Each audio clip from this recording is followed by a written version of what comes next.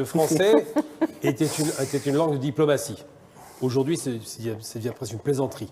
On a des ministres de l'Intérieur, Affaires étrangères, qui ont des sorties extrêmement violentes et qui se positionnent comme étant des gens qui subissent une agression.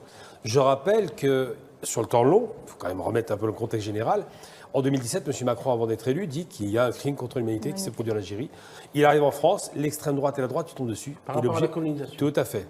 Et donc, il dit quoi? Il se ravise un peu. Il se rend bien compte, c'est, comme on dit en anglais, touchy. Après, il était en campagne électorale. C'est autre Oui, il chose, était en c'est campagne, vendeur de parler de l'Algérie. Tout à fait, mais il était beaucoup plus loin que les autres.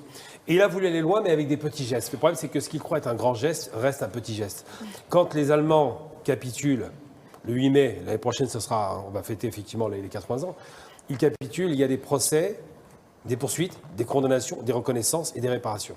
Les Français ne sont même pas au stade de ce qu'a demandé le président d'ailleurs, de la seule reconnaissance. On ne demande pas l'argent, on sait que la France n'a plus l'argent, mais au moins la reconnaissance. On ne peut pas nier le martyre des gens. Et on a une